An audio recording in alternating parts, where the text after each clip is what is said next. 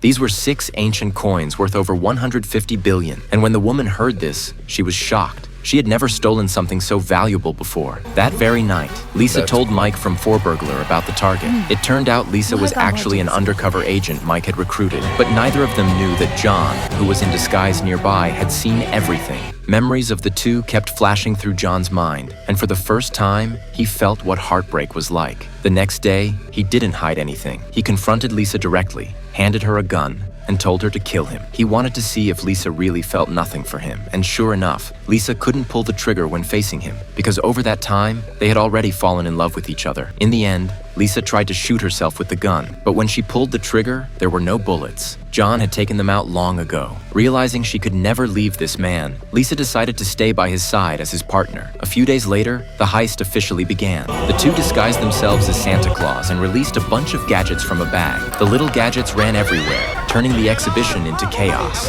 When Burglar looked at the display, the ancient coins were already gone. At that moment, all the adults inside were locked down, but John and Lisa disguised themselves as kids and slipped out with the crowd. Soon, the FBI caught up with them. John stood up and let Lisa drive while he fired back with his gun. The two of them even scraped sparks from their shoes on the ground and launched off a ramp ahead. Lisa threw down a bomb, blowing up a helicopter, but Mike and David charged out of the flames, refusing to give up. John drove onto a lawn and split up with Lisa. Facing Mike, who wouldn't give up, John's motorcycle went straight off a cliff, and he opened a parachute in midair. Mike, with his fiery temper, jumped too, grabbing onto John midair, and they hit the ground, still fighting fiercely. Suddenly, a gunshot rang out. David had already caught Lisa, and John turned and smiled at her.